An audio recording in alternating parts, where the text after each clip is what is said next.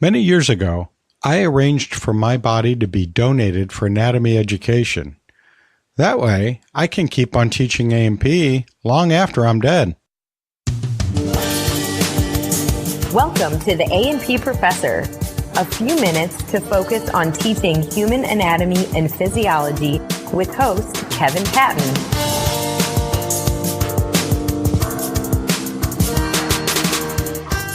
In this episode, I discuss loudness, AAA, and the TAPP app. Then chat with Aaron Fried about silent teachers.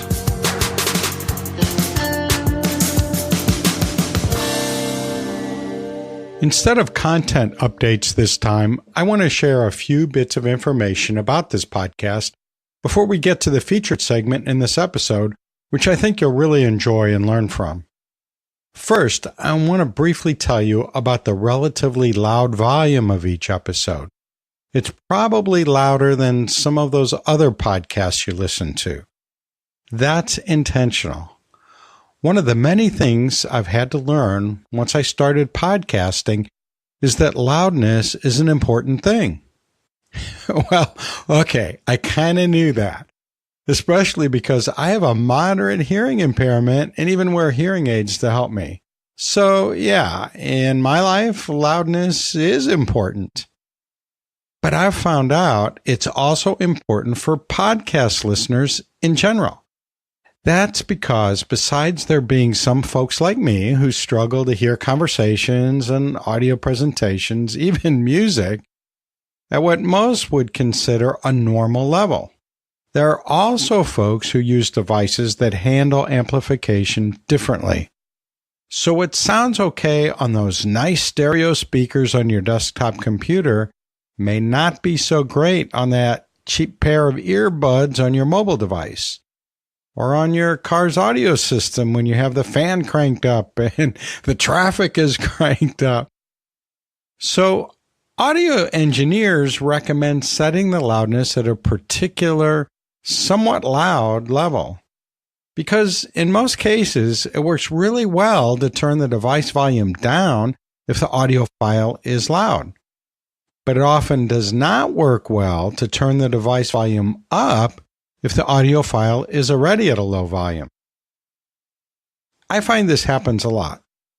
There are some podcasts that I really like, but I can't hear all of it because even at full volume, it's just too low for me. Besides that, some outlets for podcasts, such as Spotify and smart speakers like Alexa, require that high volume setting that I use. The process I use to achieve the required volume level also evens out the volumes a little bit, so that there aren't really any loud segments or any really soft segments.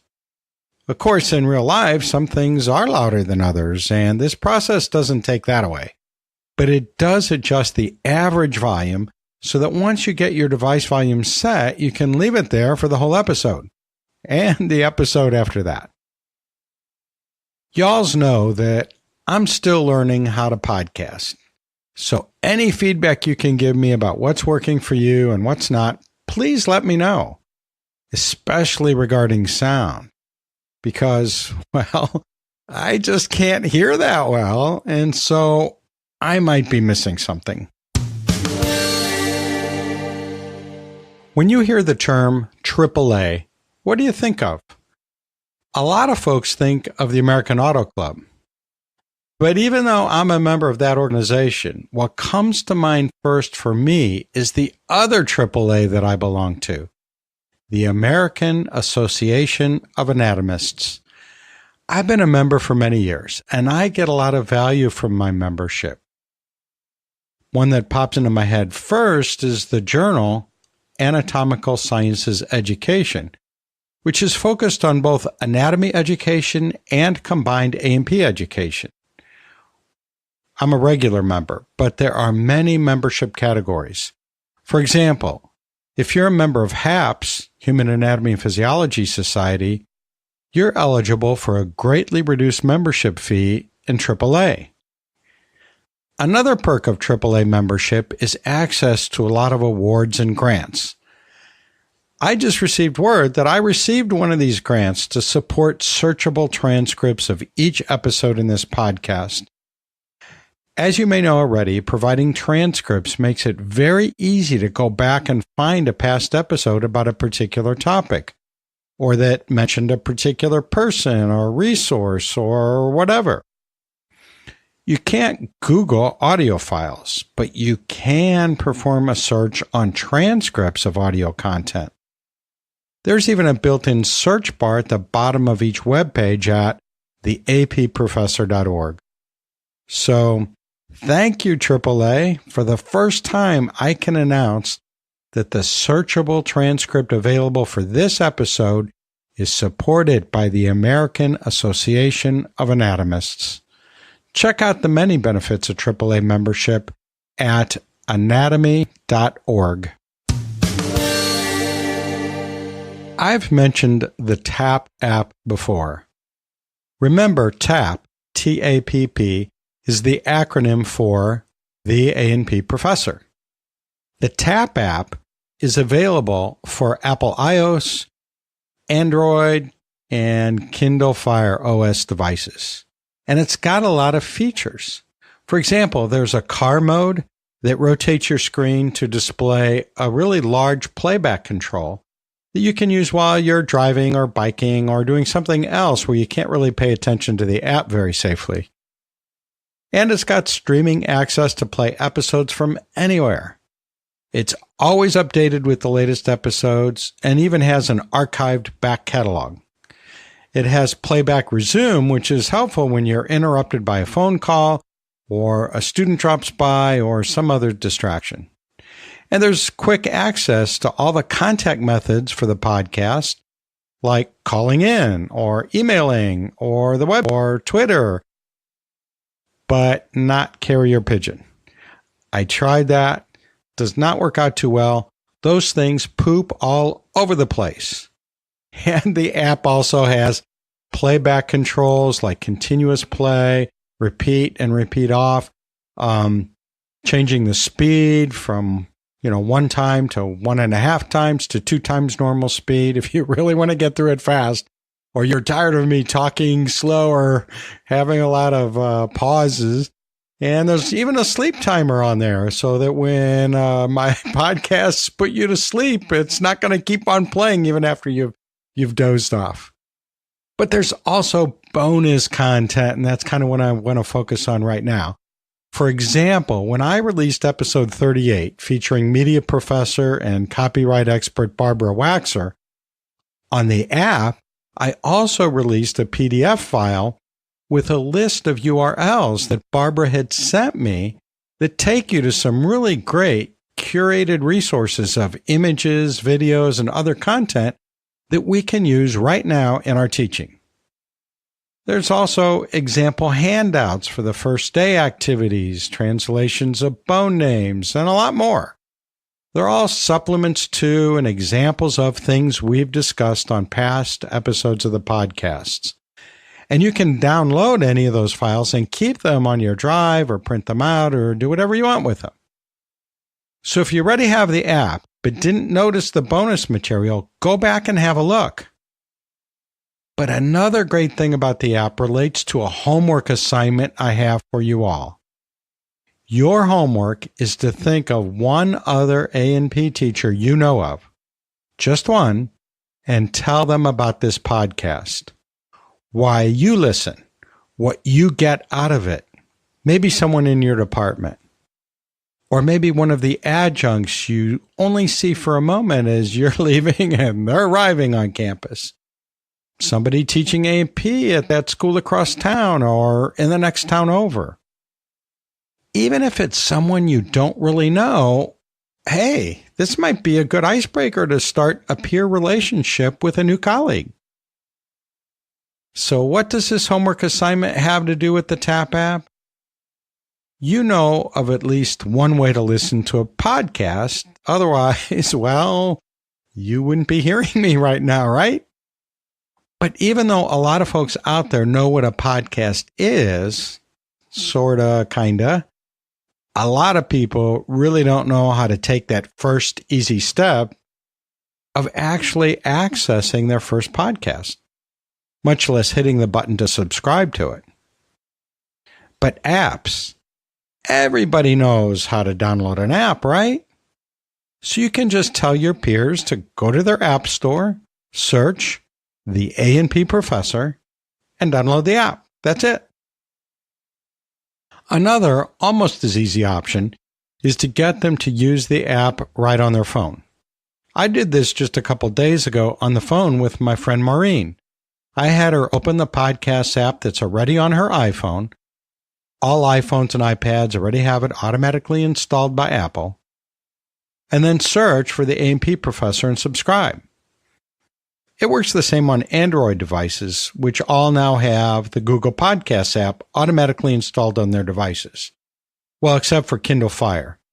There you have to install a podcast app such as Overcast or Castro or Stitcher or one of the many other podcast apps or radio apps that there are out there. Yeah, okay, there are a lot of other options.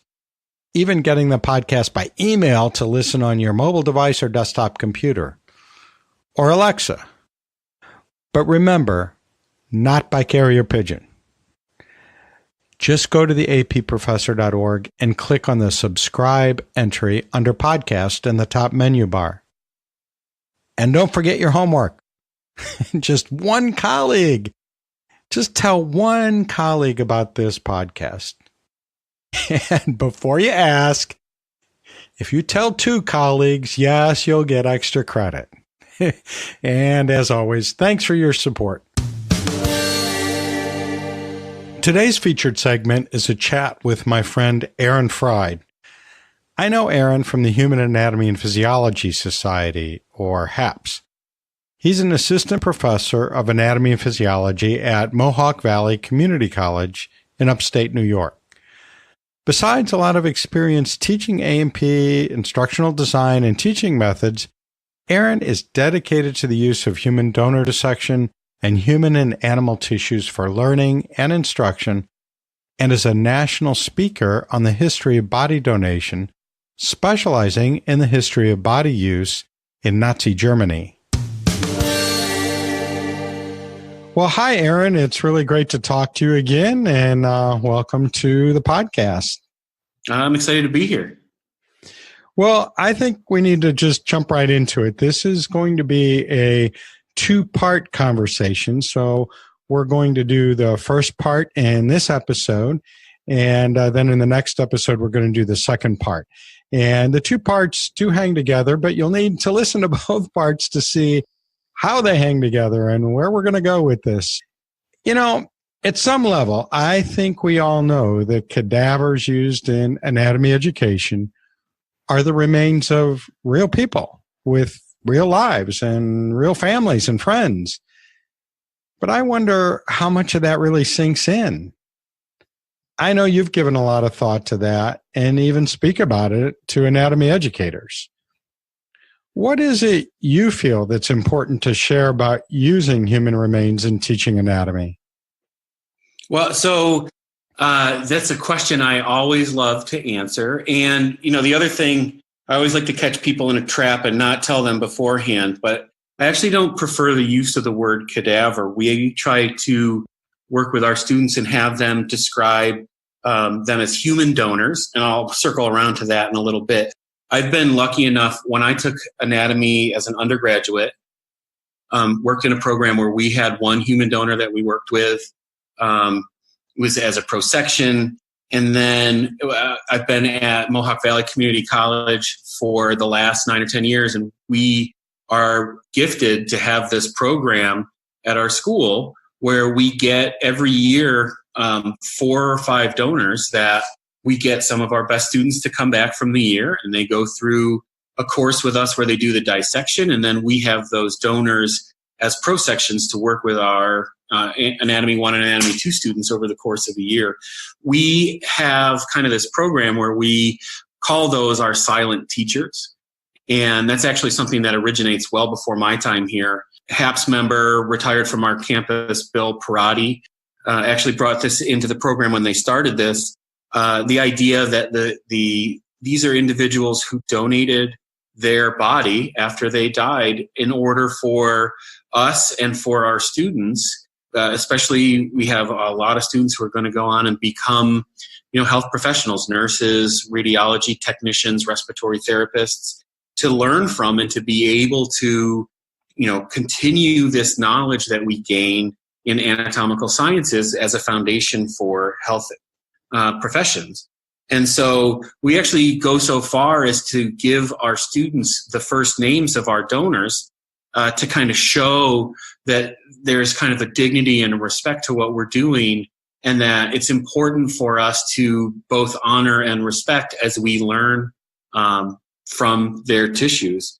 The story goes from when the first year they had the donors, another former HAPS member, Sam Drogo, who passed away a few years ago.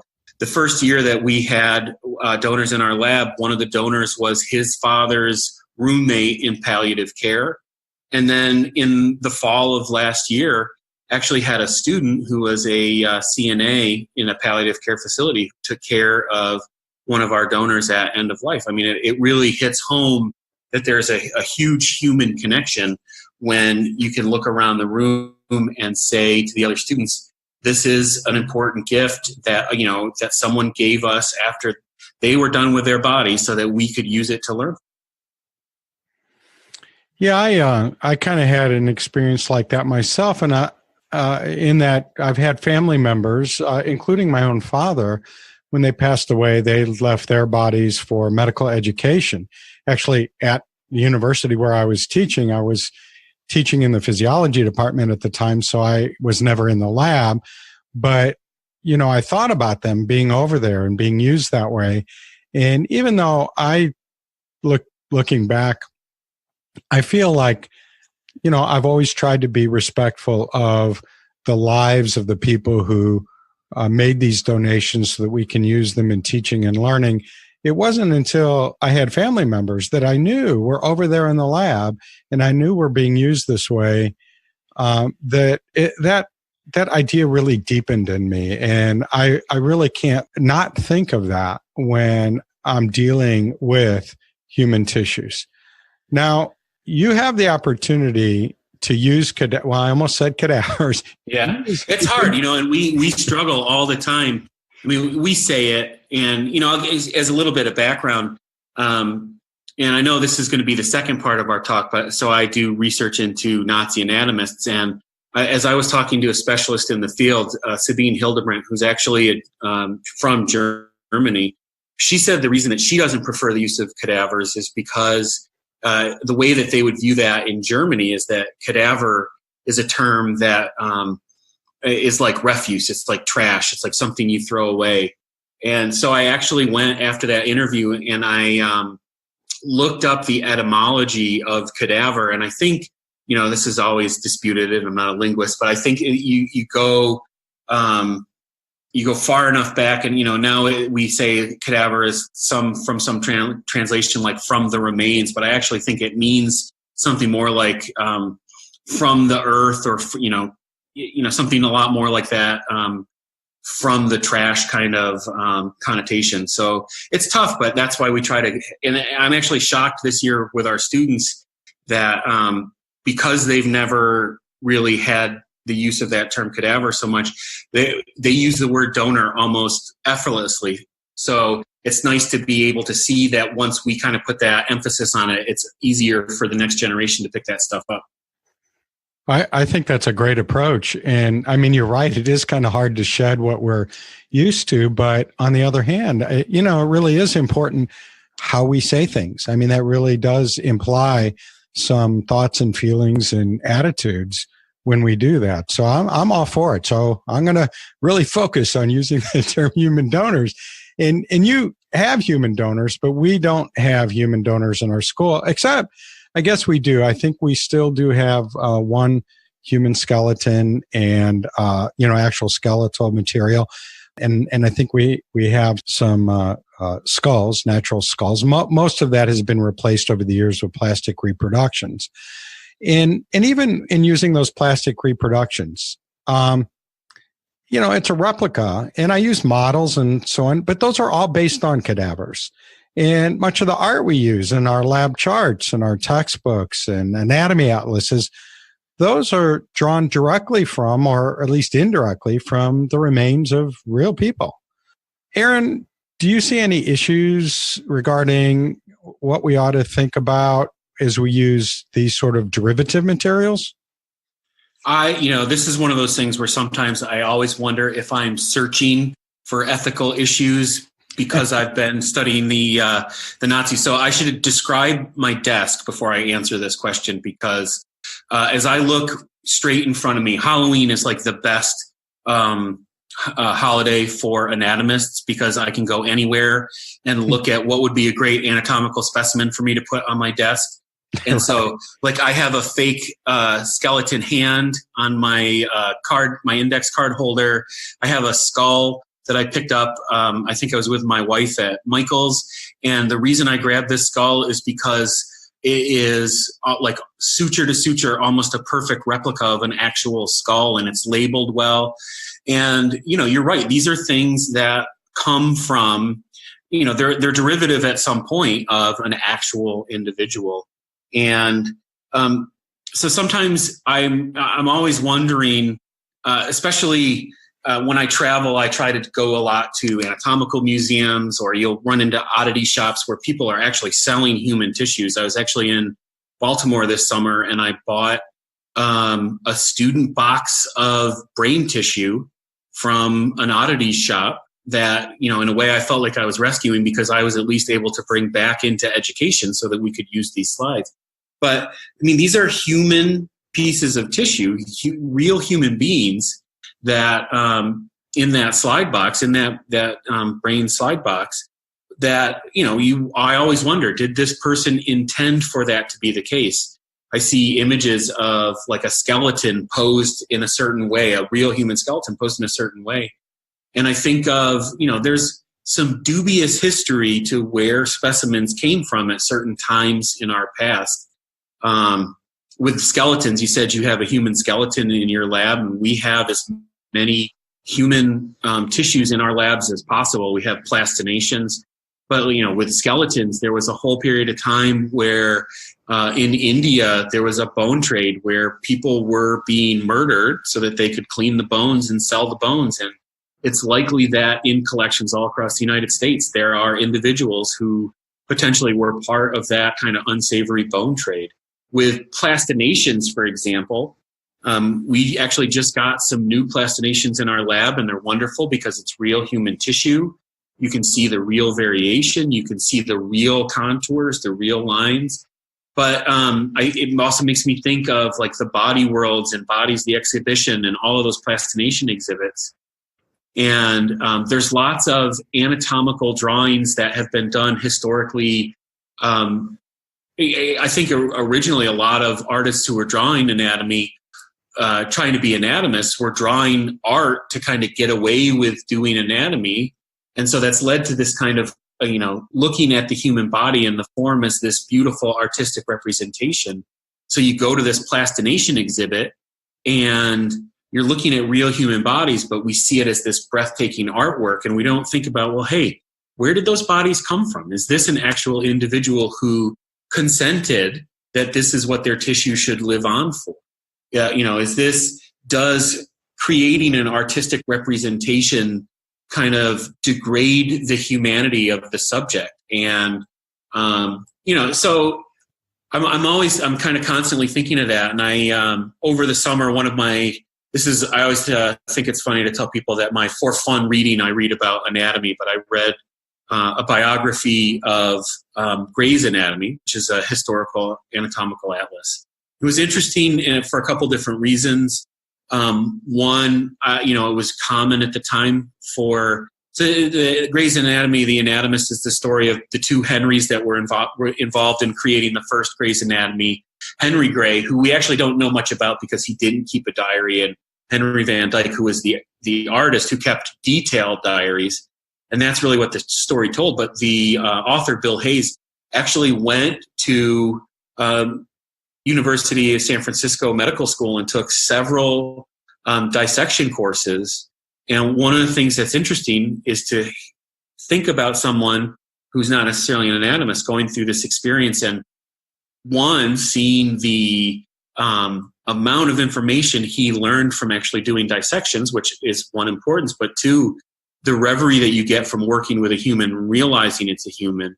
And so that's, it's kind of a constant thing in my head as I look at specimens. So even as I have, I'm describing this skull on my desk that I'm looking at. So that, it's clearly modeled after a real human skull. And so this is not a human, it's not an actual human skull, but is this an artistic statement that inspires people to think that this is a macabre oddity that I should, strive to put on my desk or have and cherish? And, it creates an ethical question, and I won't say dilemma, but question about what the effect of these drawings have outside of learning.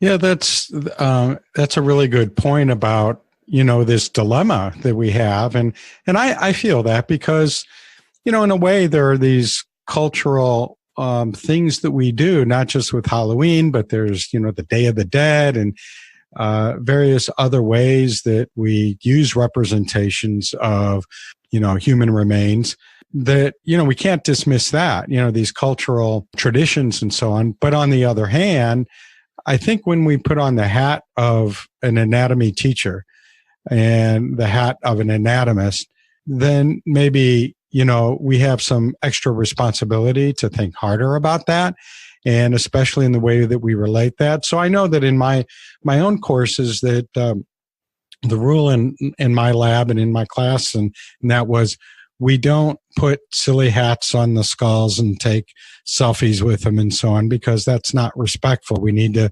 really get into that mindset of, thinking of these silent teachers and being respectful and so on. And I don't tell my students don't go out and not celebrate Halloween and things like that. But, while we're in here and while we're doing this is the mindset we want to engender. And I think that's important too, getting back to my own family history. My dad donated his body. My mom is not at all comfortable with that idea. She's not going to do that. And I'm not sure she was all that comfortable with my dad's decision to do that. But I know that if she would see a medical student or a nursing student, in an anatomy lab, with, skeletal remains with a silly hat on it, she's going to think of Dad, and she's going to think of, what happened to his body. And that's not the kind of message we want to be sending, right. Not only to the families of the human donors, but for potential new donors. Like, I might think, well, I was going to do that, but if this is what happens in the lab at that school, I'm not donating my body there.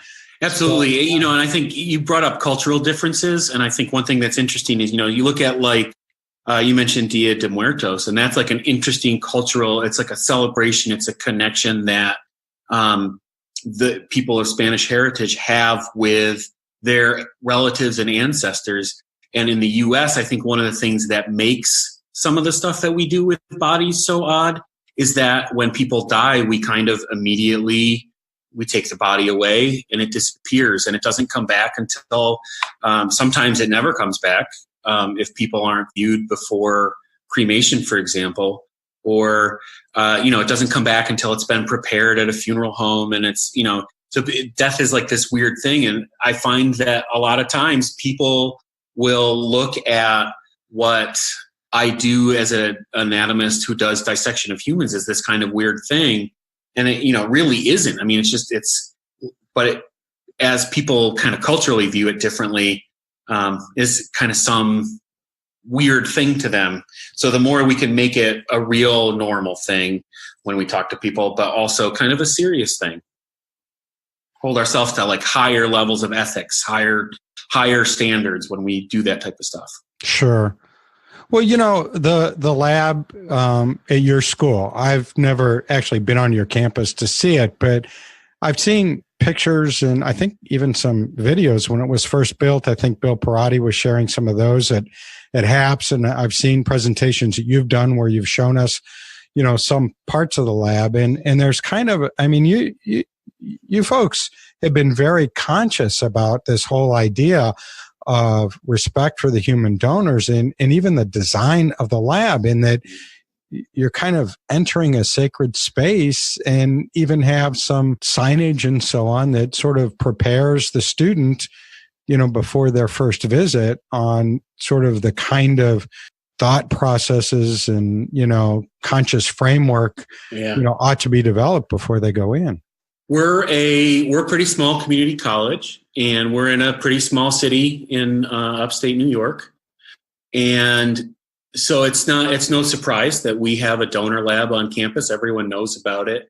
We, when we were able to design our lab, we got very, very lucky. We have two separate rooms. We actually have three separate rooms. We have an outer lab that students come into first, where we do our physiology, or where we work with our skeletal remains. And then from there, you walk into our inner lab, where the donor room is. And we have, hospitals have donated us old surgical lights for overheads.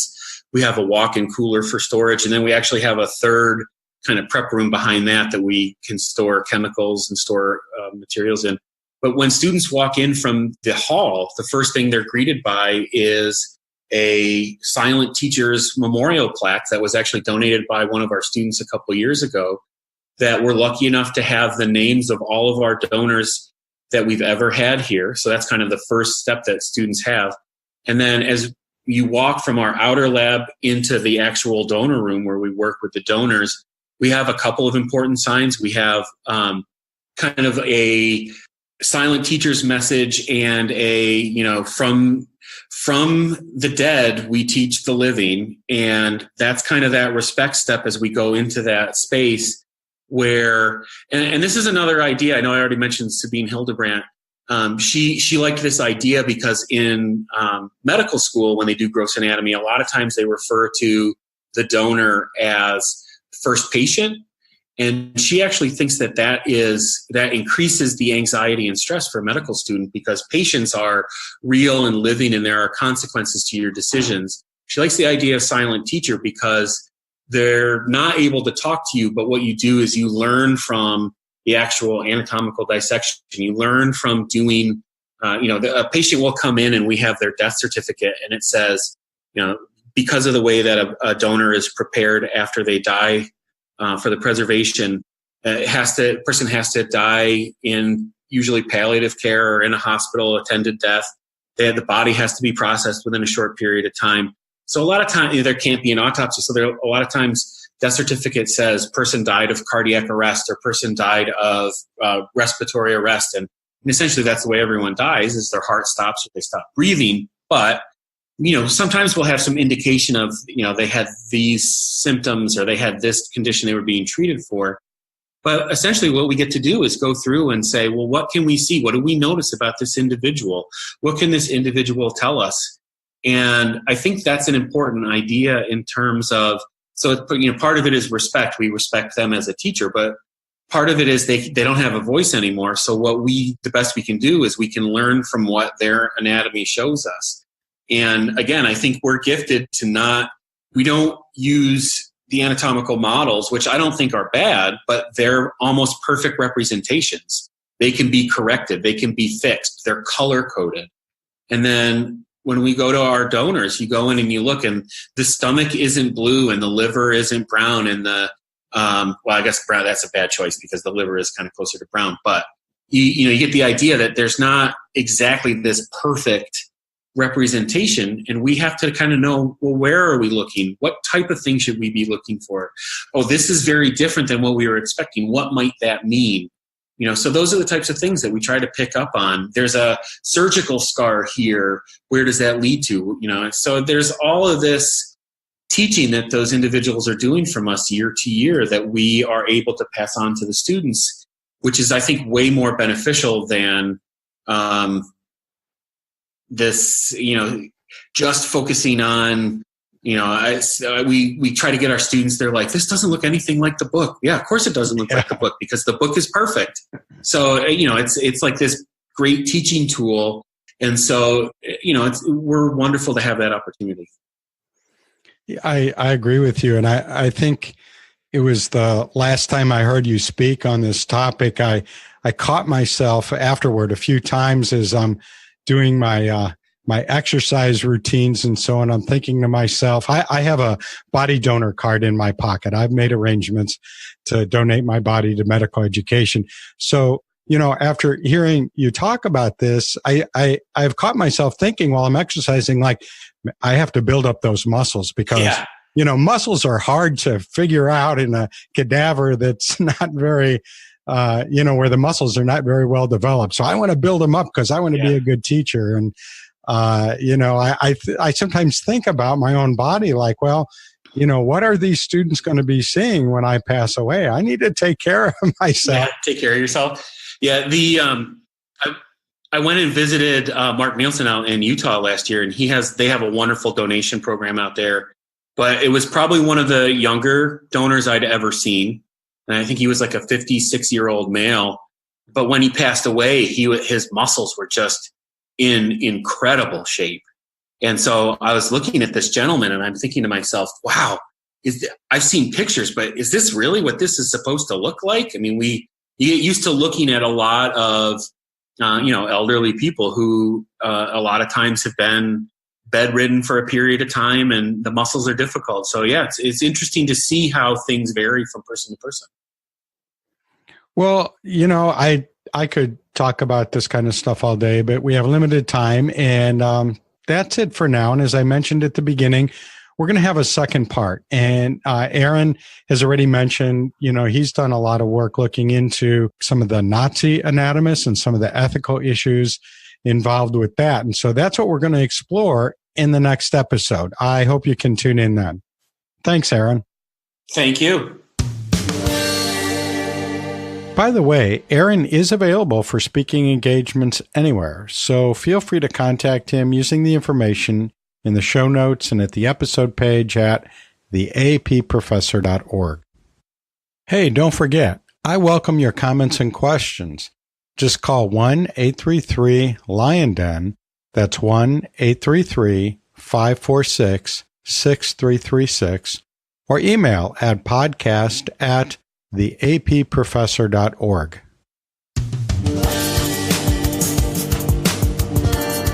The A&P Professor is hosted by Kevin Patton, professor, blogger, and textbook author in human anatomy and physiology.